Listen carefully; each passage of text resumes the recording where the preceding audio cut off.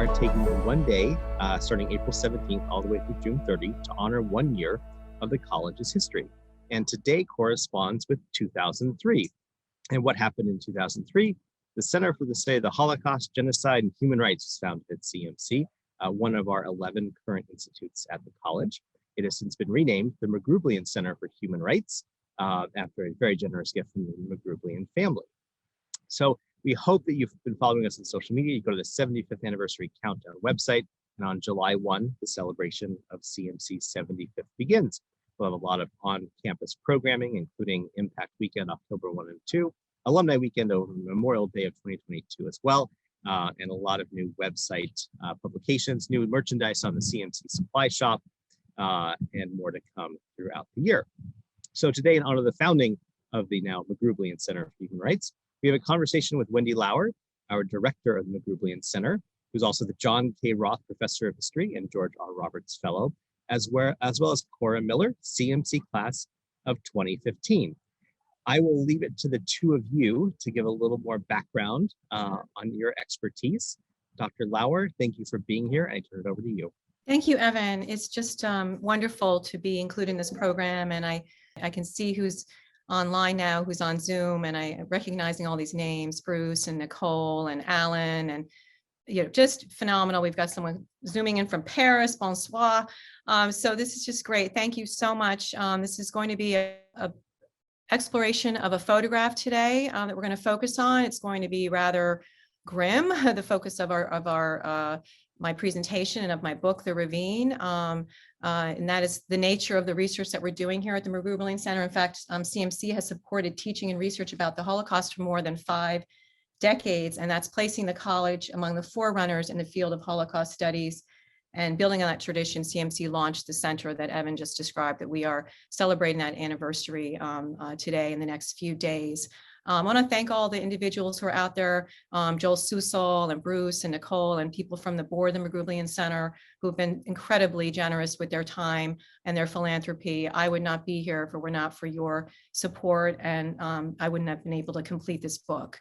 So I just want to thank you. I also want to thank my former student, Cora Miller, who agreed to read the book and then conduct this as more of an interview format. I couldn't be more pleased to have Cora join us. We're going to share a little bit about our journey together at CMC as an undergraduate. She went on to graduate school and is working with one of the most preeminent scholars of the Holocaust in Toronto. So I'm just excited that she is going to be kind of our interviewer today. I think what we're going to do before we get into the back and forth is start with the actual photograph, which is the focus of my book, The Ravine. So you're just going to have to bear with me for a second because we have to go through this kind of process here of, okay, so Cora, do you want to start with the first question? Yes, thank you very much. And it's such a privilege to be here and to be speaking with you. So thank you for asking me, and thank you everybody for welcoming me here. And so your book is really about this one photograph that you discovered quite a while ago. And I'd like to investigate that photograph. You wrote about all of the different aspects of it, about the discoveries around it. So if you wouldn't mind showing us that photograph, and as it comes up, anybody here, if you'd like to offer your reactions, any questions, anything you notice about the photograph, please offer those in the chat. We'd love to see them. Thank you. As a little bit of, to provide you with a little bit of context about why I embarked on this project, which started in 2009. So it was really decades of research on this subject matter, and also, why would I focus so much on this one photograph? Again, it's a very disturbing photograph, so I just want to kind of forewarn you as far as the graphic nature of it. What really propelled my research on this was the fact that I had observed over the decades, both in the classroom and in my work at the Holocaust Museum, that a lot of the atrocity of photographs of the Holocaust, which had become rather kind of iconic, or just imagery of the Holocaust, was not either captioned in a lot of the displays, was circulating on the internet, with very little information about who's in the photograph, let alone who took the image. And that when I was talking to students about the Holocaust, they were recollecting the history in these visual ways. They were describing the gates of Birkenau, as you can see here, or describing the barracks at Buchenwald here, where Elie Wiesel was liberated, or these horrific images after liberation when the corpses in, say, Bergen-Belsen were being inhumed and buried. And so there was not a kind of understanding of the history of the Holocaust. It was just this recollection of images as kind of standard illustrations. And of course, we know how one photograph of suffering or violence can move audiences and propel humanitarian action and social justice. In other areas of mass atrocities, naked girl fleeing a napalm attack in Vietnam. Remember the little boy, Alan Kurdi, the Syrian boy whose corpse washed up on the Turkish beach. These become part of our collective memory of particular historical disasters, yet they are widely circulated and displayed with little information about the circumstances or persons pictured in them. And as I said, usually even less about the photographer. So what happened was in 2009, I was working in the Holocaust Museum and the archives. I was actually there working on another case of an SS officer who was still alive. So it was just by chance. And a lot of this book is not only about bringing the reader through the journey of research and this kind of research, but pointing out the kind of fits and starts and the role of serendipity, the role of collaboration with your colleagues, the role of technology, all the different elements of how one can conduct research on the Holocaust and other mass atrocities. So I was in the museum's archives, and by chance, these journalists had arrived from Prague. It's very typical that people who uncover materials on the Holocaust will kind of make this journey to the museums, kind of pilgrimage to the museum, and bring those materials into the archives and say, help me figure out what's here. And so on that particular day in August 2009, I was at the microfilm reader, and my colleague came up to me and said, Wendy, he knew I was a specialist on Ukraine, and he said, these journalists have come in, I want to show you something. And had laid out this photograph, a copy of it, on the table in the archives. And a group of us kind of gathered around the table and started to look more closely at it. And this was the image that was brought to my attention. I was struck by many things about this image, and I want to walk through this with you very briefly, because this is really, in many ways, the way the book is constructed, is that I zoom in and out on facets of the image, which I think are very representative of the history of the Holocaust, areas of the Holocaust that are not as well known, and also areas of the Holocaust that have come to light recently because of new techniques, new methods of research. And I wanted to share with readers just really how advanced the field has become in a kind of an interdisciplinary way. So here, I was immediately struck by the composition of the photograph. It is the rule of thirds. So there's an aesthetic to this. It's a stable image. It's taken close up by the photographer. We have the photographer's view looking directly at the mother and the child, this kind of family unit in the center. The killers are on the right hand of the photograph here. They're shoulder to shoulder. They're kind of clustered together. You can see the German uniforms. You can see the coats, the armbands of the militia. And the photograph is taken during the day in broad daylight. This is an image of a shooting. It is the so-called Holocaust by bullets, which is how most of the Jews in the former Soviet Union were murdered. They were not deported to the gassing centers in Poland. They were brought to the edge of their communities and shot, mostly not, their names were not registered. We have very little information about the identities of those victims. Actually, 1 out of every 4th victim who died in the Holocaust died on what is the terrain of the borders of Ukraine today. The shoes at the bottom of the photograph are really striking. The empty shoes we have here looks like papers, some sort of maybe documents. We have the light passing through the trees here and it's reaching into the aperture of the camera. This is kind of mid-morning as far as the way the light is penetrating here. But again, this kind of blotchy image in the background reminding us this is taken out in the open. and that the use of nature was part of the story. And environmental history is part of the story. The Germans put nature to work. There was a machinery, there was a system to these kinds of massacres. It was not purely chaotic and not a kind of, these mass shootings were highly organized. And the Germans used, like at Babi Yar, the ravine at Babi Yar, they used the soil, the earth, to actually carry out the killing, the suffocation of the victims. They're crushed inside this mass shooting pit after they're shot, and not all of them are dead when they land in the pit. And it is the blood of their kin, the weight of their kin, that actually kind of finishes the job for the Germans after they cover up these mass graves. Here we can see the German with his head kind of tilted to the side. I have to move this up. I can see his cap, so I have some information there that I can pursue as far as his identity.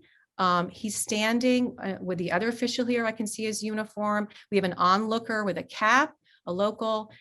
There are the Ukrainians, again, shoulder to shoulder. They don't speak the same language. These Germans have come in as part of the occupation forces in the summer of 1941, the invasion of the Soviet Union, the beginning of the mass murder phase of the Holocaust.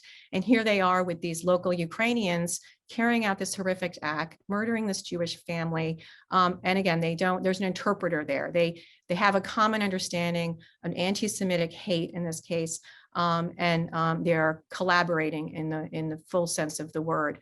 And what about this smoke here? This is an action shot. This is the act of murder, the ultimate act of genocide against this family. And what does this smoke show us? It shows us that the victims of the massacre were brought to the edge of the pit and shot so quickly, one after the other, that the multiple muzzle blasts have produced halos of smoke that are still hovering in the atmosphere. Ukrainian rifle is inches from the head of the woman, which is obscured in the smoke. We see the woman bending over, her polka dotted dress, her Mary Jane shoes. She's holding this little boy's hand. He's barefooted. There's a coat here lying on the ground. It could be the coat of the man. It could belong to the same person who owns these shoes. If you zoom in and use technology, digital technology that we have now, I can see the casings, the cartridge casings here, the litter of mass murder. Thank you for taking us through each of the elements. Now, there were a lot of different ways that you found out a lot of this information and a lot of different people that you worked with. Would you be able to take us through more of an inside look of how you started discovering all of these different aspects and where you were able to learn these different items and who you worked with to be able to get to these conclusions?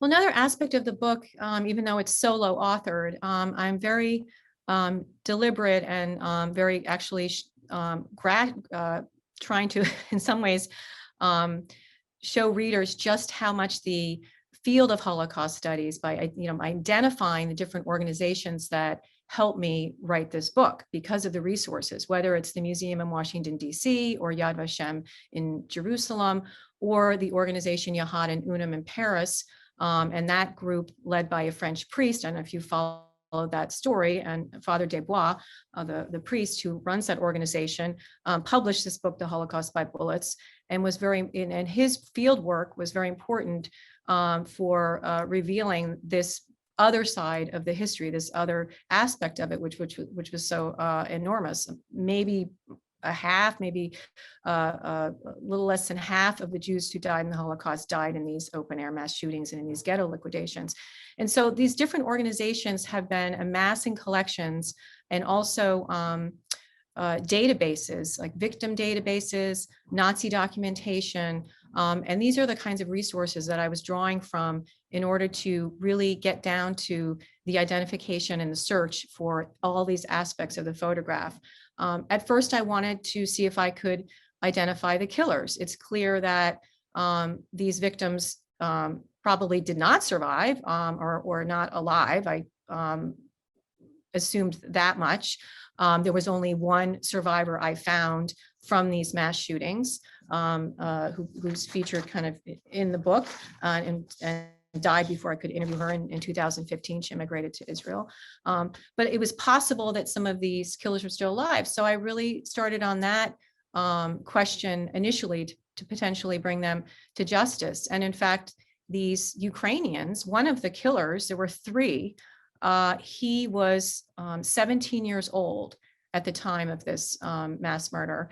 And I determined through colleagues in this world of investigating these crimes in Ukraine and in Germany and in Washington, I was able to obtain an investigation from the Ukrainian, what was the former KGB, and found out that in fact those Ukrainians, there was justice was kind of served in this case on that part of the collaboration. So the three Ukrainians who participated in this were brought to trial in late. It started in 1986 and the trial occurred in 1987, which was remarkable because I started doing this research. My first trip to Ukraine was the summer of 91, and I went right through this town.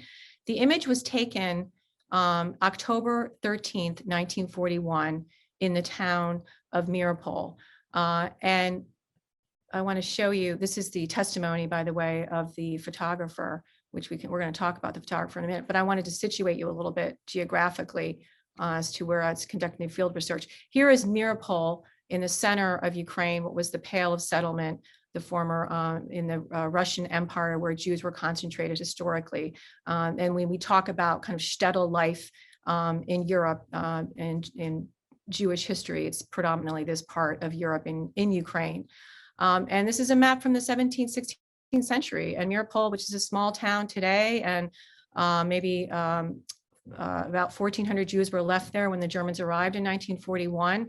But in the 17th century, it was right here in the center of this map. It was a prominent Jewish community. But over the years, the community was reduced by everything from pogroms in the 17th century to mass immigration, the First World War, the Bolshevik Revolution. And now it had been, what was left of it was this kind of remnant community. And it was the Germans who kind of came in and just like completely obliterated that community. And this is what it looks like today. And this image, I think, is rather revealing as far as the emptiness of this marketplace. This is historically the marketplace, which had in the 19th century was a very vibrant community and a lot of interaction between Jews and Ukrainians and Poles and Russians. And it wasn't, I don't want to become overly nostalgic about the pre-Holocaust history. There's a tendency to do that as well. It was not completely peaceful coexistence, but it was certainly not what it is today as far as what genocide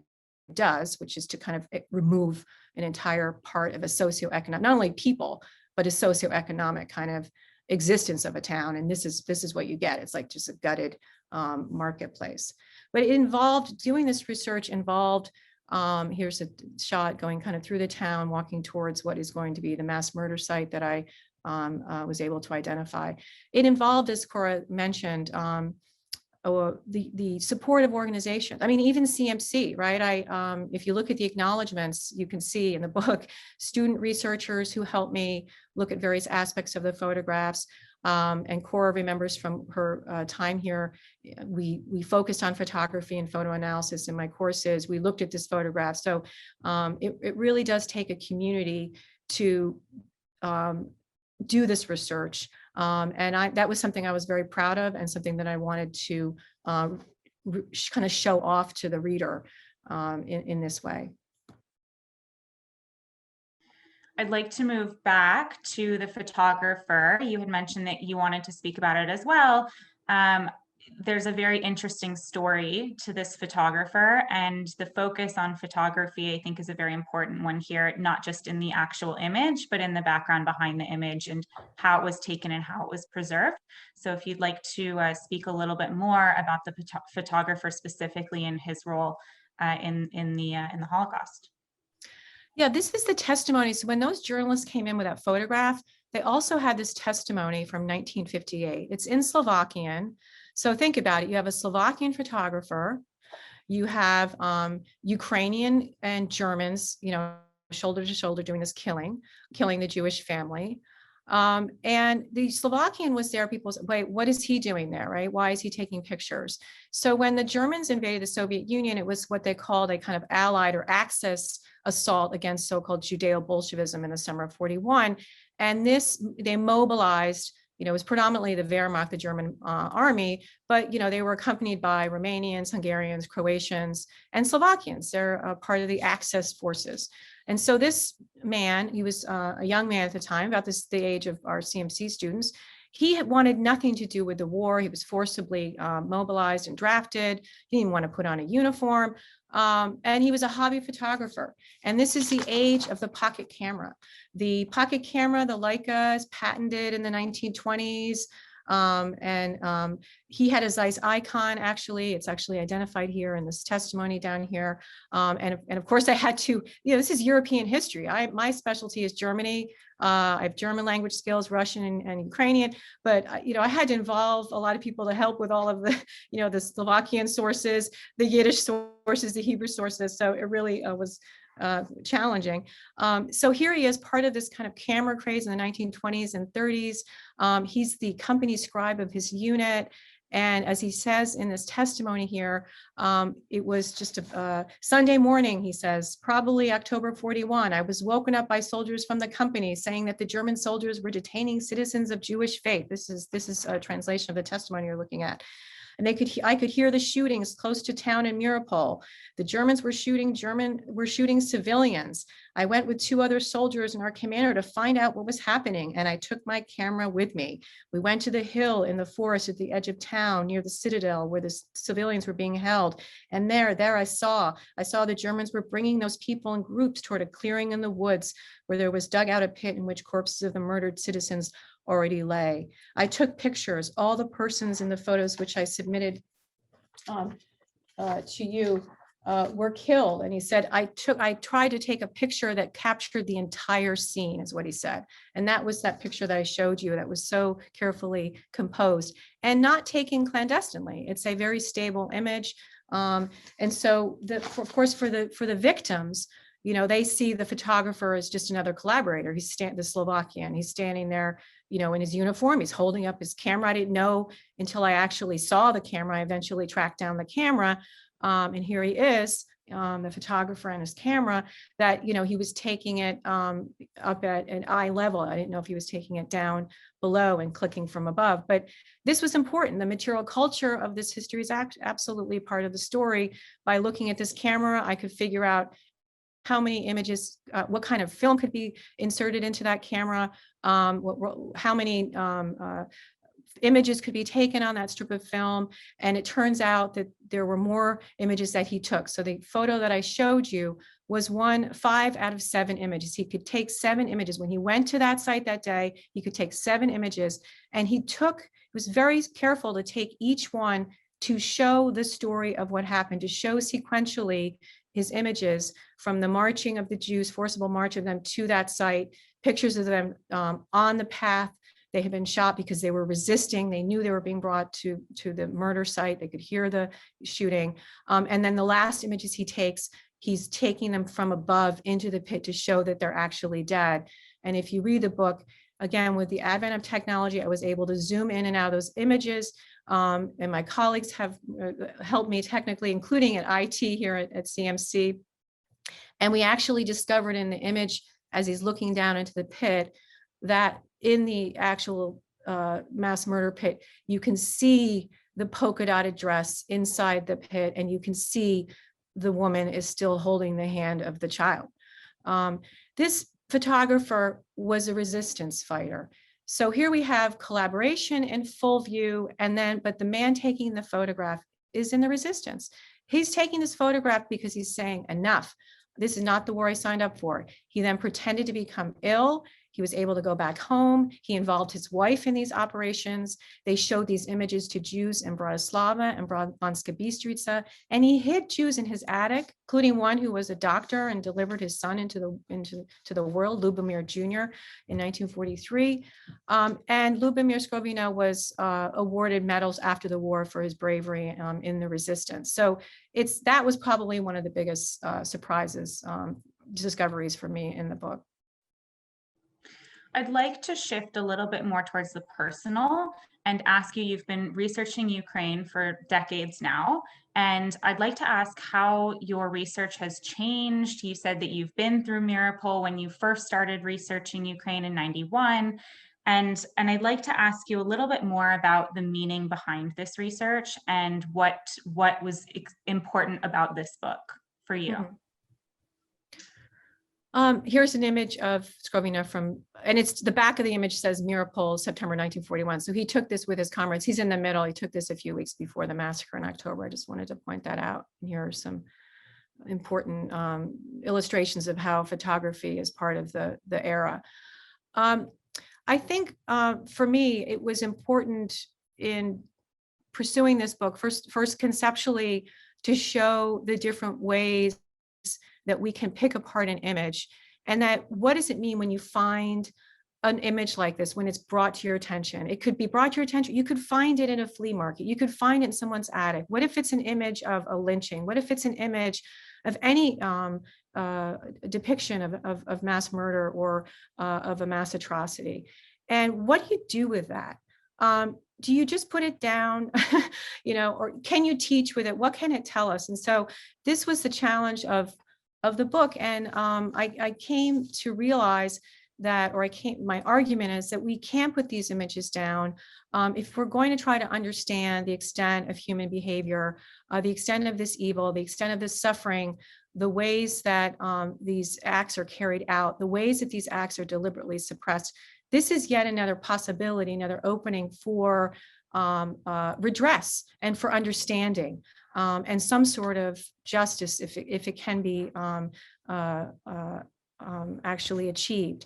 And so I think, historians and not only historians, I've said this is an interdisciplinary endeavor, kind of communities of scholars and even students. And this is unusual for the humanities because something like this kind of object can become the center of a kind of humanities lab. I mean, you can sit around together and analyze it and work on a piece of it in order to reconstruct what happened. And by doing that, you're not only bringing kind of out the facts of what happened and the truth of what happened, but you are engaged in a kind of memorialization. And Cora, we talked about this yesterday. Yeah, we did. One thing that really came out from the end of your book was the use of research as a form of memorialization, and how you ended up recreating these family histories and these family trees through your research, and you would physically draw them out and label everybody. And that act of doing that research you had labeled as a form of memorialization. And to me, that was really an amazing piece that I hadn't really looked at before. If you want to talk a little bit more about how research can become and be memorialization in itself. Yeah, I had this experience in graduate school, at the museum in DC, and that shaped my thinking about the academic side of research and the public interfacing of it, and the use of different materials as far as things that are on display and how they all come together to tell stories about the missing, about the victims, and that the family at the center of that photograph. I was very determined in trying to restore their dignity, because that image of them is not how they wanted to be portrayed in the last moments of their life. And obviously this is not how they wanted to die with their family members. And that family unit as a core element of how genocide is experienced and how it's perpetrated also is a theme in this book, and kind of drawing that out, that we talk about the Holocaust in numbers, in big numbers, millions, or in single numbers when we read off names on the days of remembrance. But the family unit was so much a part of how the genociders sought to exterminate kind of root and branch biological genocide. And Hitler had said in the summer of 1941, in the context of this photograph, he had said that no Jewish family should be allowed to remain on the continent of Europe. He knew that the family unit was also the procreative unit, that was the biological racism, and that he warned that the Jews would come back like they had after every other expulsion or wave of violence, because the offspring would avenge and the relatives would avenge. And so his solution was going to be permanent and final. And he was very focused on the destruction of the family unit. So that was something that wasn't in the Lemkin papers I studied. So that got me thinking about that. But more so the experience of family members and the choices or choiceless choices they had to make during this onslaught against their communities. And so how do you try to recover that or account for that experience?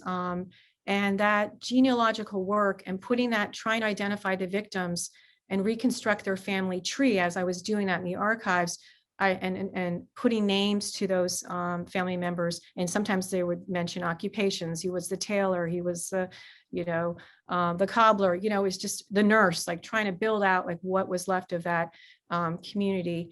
And I did that researching Yad Vashem. I want to show you a family that I did uncover, because this is one of the drivers in the book, is who is that Jewish family at the center of the photograph and what happened. This is the map of the Soviet investigation of Mariupol, which was very thorough, very impressive in 1986-87, unlike the West German attempt or foray into this, which was pretty perfunctory in 1969, and we can talk about that during the Q&A. So here's the fingerprinting of the killers. Here's the mugshot of one of the Ukrainian killers who we saw in the photograph at the outset.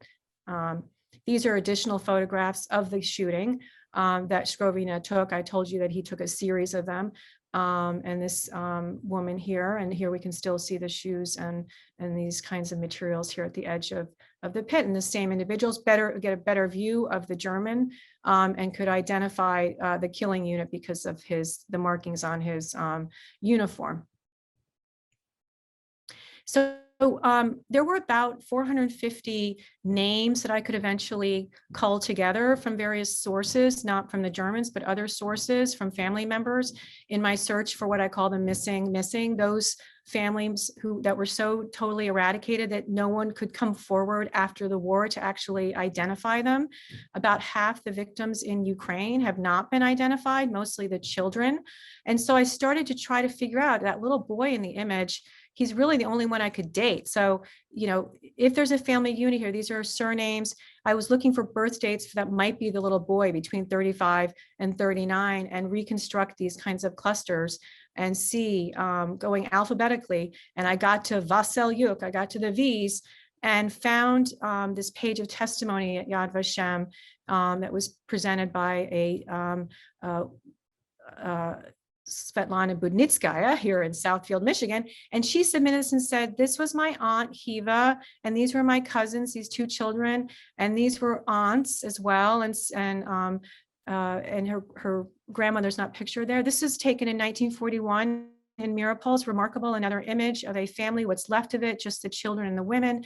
And this woman who submitted this in the year 2000, Svetlana, from Mariupol originally, was evacuated with the Red Army, and she survived as a child, described what happened in that massacre in Mariupol, and it fit the image that we looked at in the beginning of my presentation.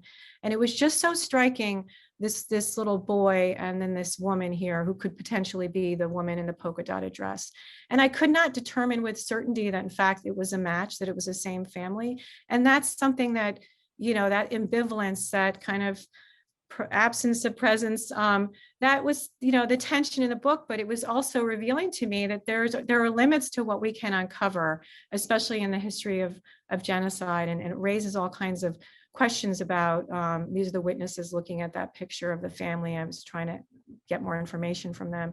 But back to the shoes here, that there are limits in the history of genocide to what we can find, although that should not discourage us from the search, from continuing to piece it together, because the book uncovers a lot of other information, including this, the brave act of resistance on the part of the photographer.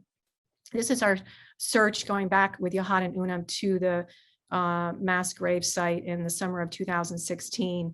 Based on those court records that I showed you, those drawings, we were able to walk and find the actual site because it was not marked. In fact, the landscape was a mess. We have all these, what's called the haloing effect in forensic archaeology of the mounds, what's left when the mass graves are dug and the bodies are inhumed, and how that completely destroys the landscape and changes the vegetation. And we were able to find the bones of the victims, which was really shocking in 2016. why are these bones on the surface? I reached down, they're right there, vertebrae, skull fragments, because during that trial in 86, 87, they had to find the victim's bones as part of the trial, the investigation, and they exhumed it in a very brutal way, which was incredibly disruptive to Jewish burial traditions, and another assault in a way on that community.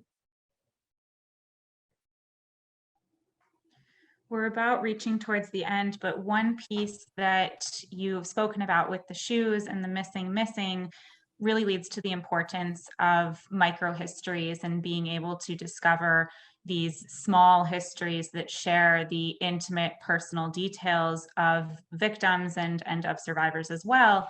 And one question that you asked me when I was giving my thesis defense at Claremont was, what is the importance of microhistories? What is the importance of this research that you were doing, which I was doing also a microhistory? And so I'd like to push that question back to you and have you share why microhistories and why the importance of just, researching the family and researching these small towns. Yeah, I hope we can talk about your work on Lithuania, Cora, because as an undergraduate, it was really astounding what you were able to accomplish. And I want to share that as well with our audience today. As I mentioned, the CMC has been supporting Holocaust studies, Holocaust research for nearly 5 decades, going back to John Roth's tenure here. And but you were remarkable because a lot of this work not only takes kind of a community of scholars and institutions that support this kind of work, but it needs that kind of individual determination and a little bit of gumption to go out into these places. And you went to Lithuania in the summer of 2013, and you had about one contact. You had someone at the university I had connected you to, and somebody else, and you started a Yiddish program, and you got back to Budvice, your family hometown, predating the Holocaust, but you wanted to find out what their history, what your family history was like there. And when you go to these localities, when you conduct this, what is called kind of microhistories, more granular view, it becomes real, right? And it becomes the individuals who populate this history in whatever role they played. You come to know them. I mean, these are things that are not available in the archives. Again, as I pointed out in the presentation today, you're dealing with the landscape. You can see the topography. You can see proximities of what was historically the Jewish community in the town versus, close to the Ukrainian or the Lithuanian community. You can see where the German headquarters were located and kind of corroborate these testimonies and fill in a lot of information. But more than anything, you take what is a kind of master narrative of the Holocaust and you bring it down to an individual community level. Because if you're going to talk about memorialization, if you're going to talk about, rehumanizing, bringing dignity back to this history and to the victims, it starts at that level of research, and then kind of building your way back up to the European story, the grand narrative. And Cora, from your studies, graduate studies now in this field, just how important it is to have this integrated understanding of what happened. Yeah, and one thing I've come across in my studies is the luck of research and discovering things that you didn't expect, or maybe not getting to something that you were hoping to uncover. And that was something that I had come across in my research when I went to Lithuania and found this a few people who were willing to speak, but that there was a person in the village who was a Jew who was somehow hidden or protected in some way and still remained in the village, but nobody else would tell me where he lived or share with me anything about him besides the fact that he was there. He didn't want anything to do with Jews or his Judaism, and he was also in a way kind of ostracized for being a Jew. It was a very strange situation. And in some of the pieces that you talk about going to the center of town and trying to speak with different people, where did you find some of this luck of getting people to speak with you and reveal information, and where did you find that it was a struggle and that people weren't willing to share? Yeah, well, when you go to these small towns, what's fascinating is, and these remote localities, none of the people you're speaking with, I mean, many of these towns, there's no internet, there are no like resources where people are going and they're reading about this history the way that we study it kind of in the West. And so you're walking into environments where the whole kind of, a lot of preconceptions, a lot of bias, obviously coming from the West, you have to be clear, like what what the perception they have of you is as you arrive on the scene, and their own fears and their own maybe prejudices. And so it's very complicated. And of course, anthropologists and ethnographers have been dealing with this for centuries, or more than a century.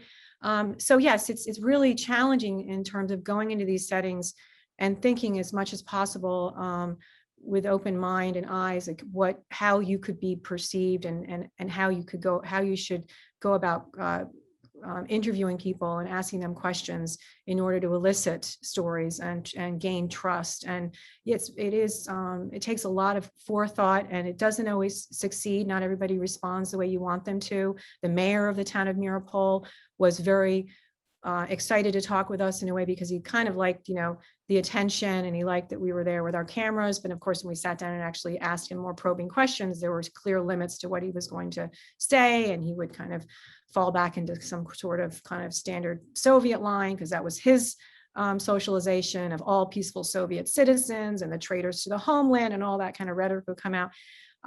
So it takes a lot of thought as far as knowing your interviewee, and the context of their background and what you might be able to learn, but mostly very receptive, because the Ukrainians suffered as well, and they wanted to get their story out as well.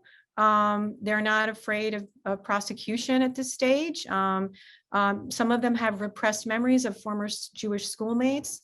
The young, now elderly folks I spoke to, some of them were forced to participate in this. I spoke to a woman who was, as a girl, was forced to dig that pit where those Jews were massacred, and they have their own traumatic memories of the war that are intersecting with Jewish history. And so it's fascinating how they kind of want to get that out and kind of get it out to the West, and get it into circulation. But they also have a lot to fear as far as divulging too much, because they have neighbors whose family histories were just the opposite. They were the ones in those Red Army uniforms pulling the trigger. So you do end up walking into some pretty, some minefields when you go literally into some of these settings. Yeah, there was another thing that I had looked at when I was in Budvice, which was that a lot of the town was in poverty. They didn't have a way to receive groceries easily. When I was there was a grocery truck that came by, and all of the, I think it was all women, all of the little old ladies came in with their baskets to collect eggs and produce and anything that was fresh from the truck. And there seemed to be some sort of hesitation in regards to where they were in life as well. When I had spoken with some of them, there was a discussion around the fact that most people were alcoholics in the town. I saw a number of stray dogs. And so it was very interesting for me, especially as a very young scholar, to start to understand a lot of the post-Soviet culture in these small towns that have kind of been left behind. And that was part of the conversation as well. Yeah, the materiality of this history is, I recall one witness speaking with her who came in during the pogrom that preceded the mass shooting. They were combined, and it was where the local community was then involved in this German kind of action, the German, the combination of the mass shooting with what was historically this ritual of the pogrom. And she said very, matter of factly, oh yeah, the Jews, when they were marched to the forest where they were killed, and so they were no longer in that marketplace. She and her friends just went and ransacked all the businesses, and she distinctly remembered looking down on the ground of a shop and seeing toothpaste, a tube of toothpaste. And that was, she said, that was a real find. So, and I didn't, that's the reality of, in 1941, the desperation, the deprivation of that community to get, to equate kind of, to kind of disregard what's going on as far as the violence, and to be in that kind of a desperate situation where these objects were so sought after, and how the Soviet system had so brutalized these communities, kind of spiritually and economically, and even with the Ukrainians, the famine, the Great Famine. And as one survivor said to me, the Soviets kind of started it, and the Germans came in and kind of finished off the community physically, but the Soviets had really demoralized the Jews and Ukrainians in a spiritual sense. Wendy, can you hear me? This is Joel Souza. Hi, Joel. Hi. As you know, I led 6 different delegations to Ukraine and visited about 20 mass grave sites all across Ukraine. And I was a 9-year-old lady and director in Manevichy, who witnessed the mass murder of my family in the Manevichy mass grave, and interviewed her and presented it at a conference with museum directors throughout the Greater Volhynian region. It was witnessed by the museum director and her daughter, and she claimed that she never for me. She was told by her teacher not to share it. So I'm going to send it in the link. It's really remarkable. I'm donating it to Father Dubois. Interviews from Western Ukraine, and this is an original interview witnessed. The Camel family, Perry Camel. He actually did the filming on his smartphone.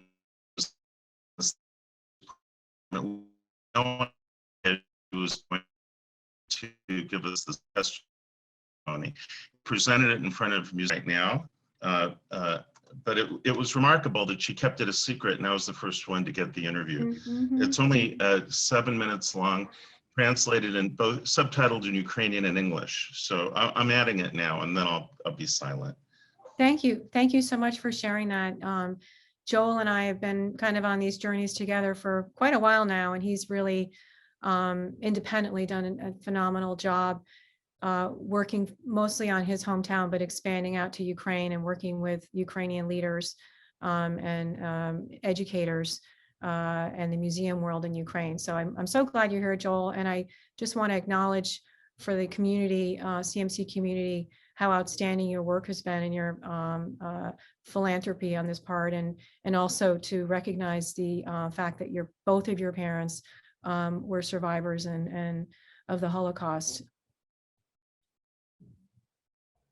We do have another question. We have a question from Gary Anderson. In this type of historical research, how often do you run into people's perceptions being in conflict with facts, and how do you deal with that? Are you talking about in Ukraine or in America? Gary, you'll have to answer that one. Okay. This is a basic challenge these days. Yes, sometimes well, you know what? I don't really, when I go to a place like Mariupol or different parts of Ukraine on kind of collecting efforts, I am not there. I'm there to listen and to try to understand. And I'm kind of more of a receptacle of information as much as possible, and to be a good listener. Again, because many of these individuals, as I've described them to you, are not, they are not educated in the history of the Holocaust in the way that I have been, and in the depth that I have been, and so forth. It's different context entirely. They're peasants. They're working with their hands day in and day out, and it just so happens on Sundays they're available to sit down and have a conversation with me. So I'm not really there to kind of convince them of something or challenge them. I'm there to listen and to try to understand their perspective. So in that setting, I don't really kind of push back. I might state something emphatically if there's a wrong fact, say about the events.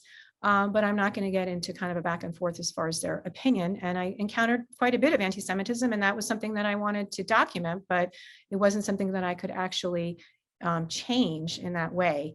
That would have been kind of counterproductive. But it depends on whom you're interviewing.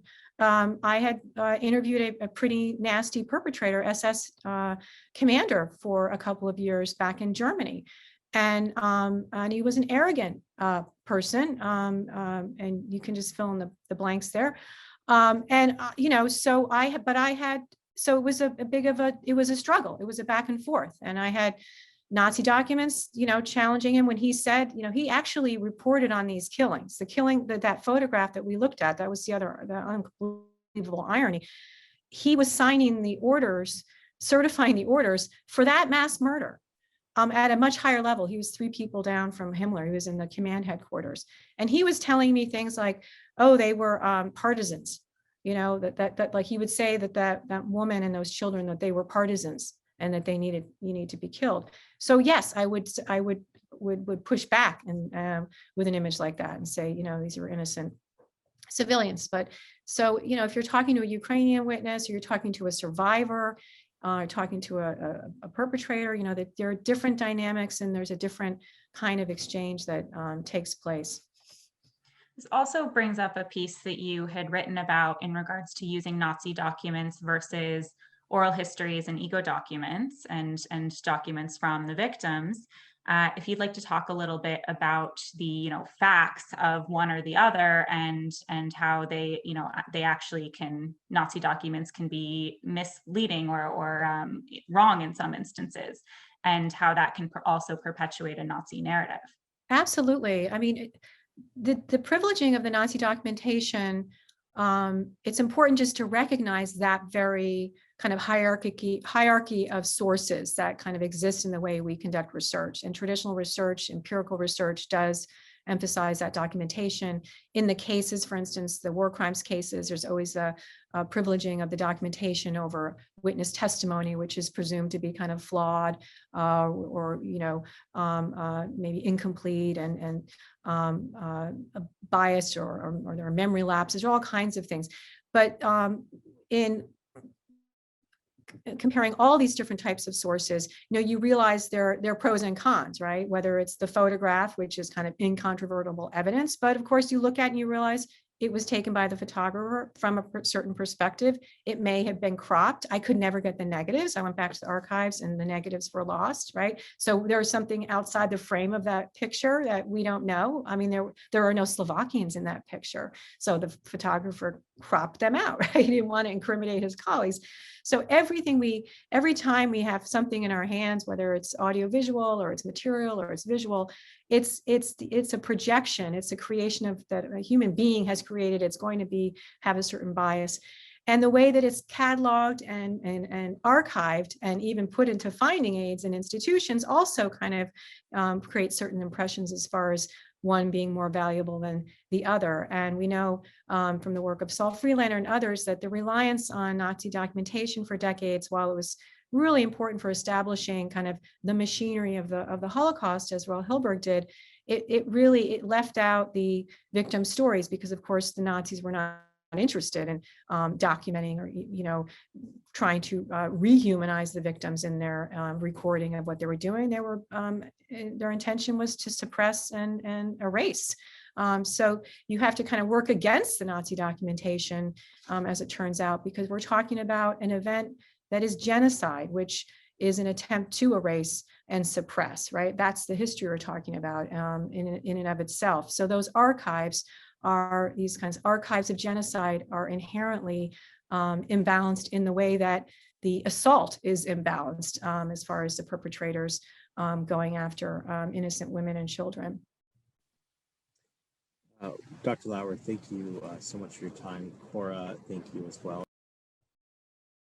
Your work at the University of Toronto. Before we conclude, Wendy, maybe are there any highlights we should look forward to with the Mgrublian Center for next year? Anything you want to share that you're working on for the upcoming academic year? Oh, yeah. Well, thank you for asking, Evan. We're very excited because we are about to announce that we were awarded a Podlick, a grant from Bill Podlick, one of our trustees, to bring a visiting scholar to the Mgrublian Center. His name is Adam Jones. He is the author of Genocide, an Introduction. I'm actually using his book to hold up my laptop because his introduction to genocide is about that thick. And my students will know that they every time I teach the course on the global history of genocide and the Holocaust, I use his book, and he's going to be completing the next edition with us with students who are going to be working on that and coming into the classroom with us and doing a program on representing genocide and visual culture. And he works on Africa, Southeast Asia. He's a specialist in the history of Mexico. So he's working on areas that I don't work on, and so it's helping us kind of build out our program in those that I know areas where students have a lot of interest as well. So he'll be joining us in the fall, and we've got our other programming of the center that we routinely do each year that I hope the students will also benefit from: our career panels, our newsletter, our fellowship program, student fellowships program. So I hope you'll go to our website. I hope you'll visit it this Sunday when we kind of launch our tribute to CMC's 75th anniversary and the part that the center has played in the history of CMC.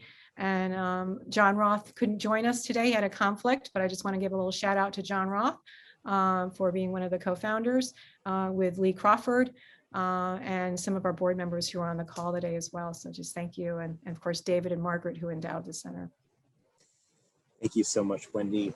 Thanks to all of you for taking the time to spend with us today. Like I said, we do record all of our sessions. They will be up on our virtual library in the alumni and parent section of the website. All of our 11 institutes actually exist because of philanthropy. So if at any point you want to support the great work of our many faculty and many students creating this incredible and unique liberal arts opportunity, please do go to cmc.edu/donate or reach out to the Office of Development. With that, thank you, everyone. We appreciate your continued support. Thank you for being with us at CMC Connects over the last 9 months, and we look forward to seeing you this summer and into our 75th year. Feel free to unmute, say hello, say goodbye. We'll talk to you soon.